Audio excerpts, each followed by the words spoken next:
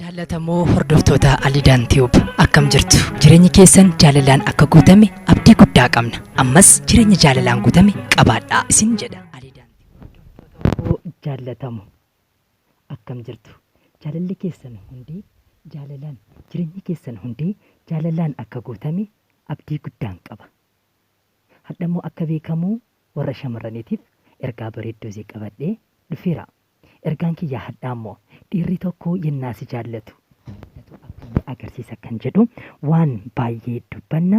Turtiin keessan Alidaan Tiyuubii waliin haa ta'uun affeerra keenya kabajaati.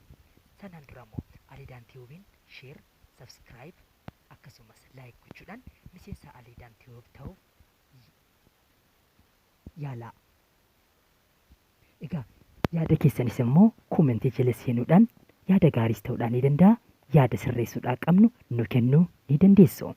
Mee hadhagaa akka beekamu dhiirri tokko yennaa jaalala keetiin qabamu mallattoo akkamii mul'isa kan jedhu bal'inaan ni ilaallaati. Alidaan Tiyuubiin yeroo hundayyuu irra deebi'aa ilaala.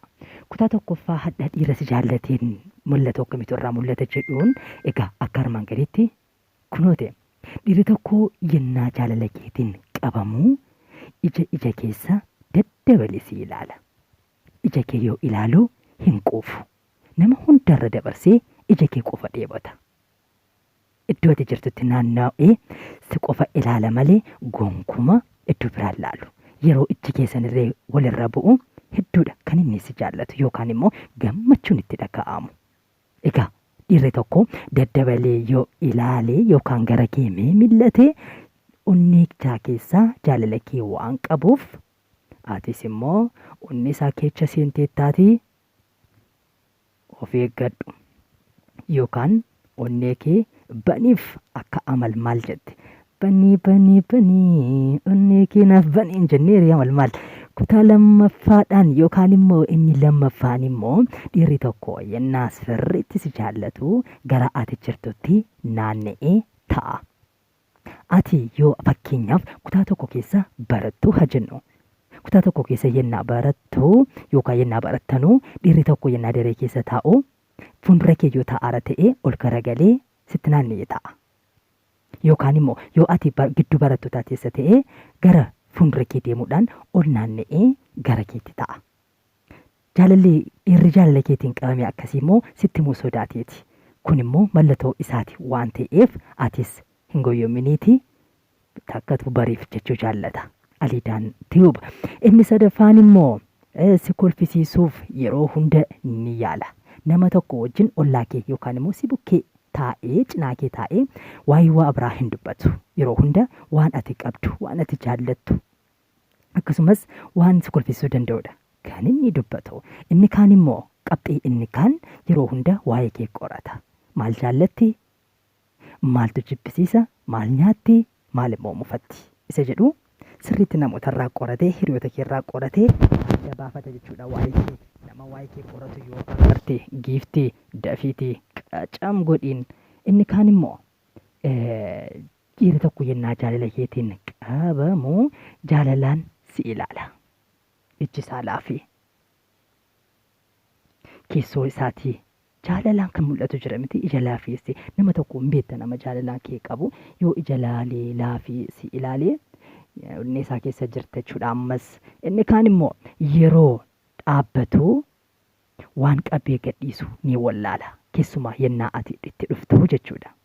Yoo sinillee haasaa jiraate haasaasaa yookaan dubbisaa adda kutee gara keetti ni mil'ata yookaan si ilaala. Kanaafuu nama akkasii yoo agarte ammas jabeessi. Inni kaan immoo dhiirri tokko yennaa si jaallatu mallattoo inni agarsiisu keessaa nama hundatti waa'ee kee dubbata. Hiriyaa kee haa ta'u waa'ee dareessaa wanti biraa yoo dubbatamullee ni jibbisiisaan barumsa dabalatee jechuudha. Kun immoo barumsa isaarrattis dhiibbaa guddaa waan qabuuf kana atis bariif obboleettii koo. Inna dirqama lammummaa keetii ni ba'aataa jechuudha. Kan inni biraan immoo jaalalli dhiirri tokko yennaa jaalala keetiin qabamu mallattoo inni agarsiisu egaa tisiisni tokkollee sirra taa'uu hin fedhu. Kana jechuun maali? Yennaa ati dhiira biraatii waliin dubbattu volkaanoodhuma aara. Aara akka mana citaa keessaa aaru ta'a jechuudha. Ni gubatanii aara. Jireenyi itti hin tolu iddoo jirullee ni wallaala. Inaaffaadhaan jechuudha. Sababni isaas ati kan isaa qofa addunyaa isaa qofa akka taatedha kan inni si ilaalu yookaan kan inni tilmaamu jechuudha. Yoo ati nama biraa wajjin kolfeettee taphataa jirta ta'ee bokoogii dubbiin dhuma taartiitiin waan akkasiirraa of qusadhu. Dhiira akkasii yoo agarte immoo si jaallatee waan jiruuf ammas banii onnee kee naaf banii akkuma jette onnee kee baniif osoo si jaallatu akka caaluun jedhe ani otomani sittama jedhu kan ormaa taate maal godhu sirba jedhu akka waliin affeerre dhumarratti. Inni kaan immoo dhiirri tokko yennaa si jaallatu huccuu mimmiidhagaadha yeroo hunda kaate kan inni dhufu.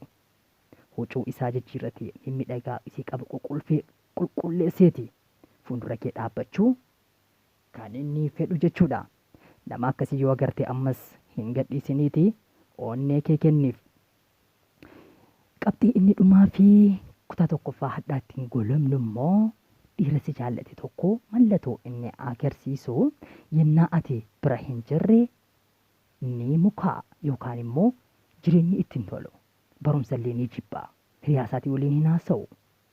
Wanta barreessuu fi wanta barsiisaan jedhullee hin dhaga'u jechuudha.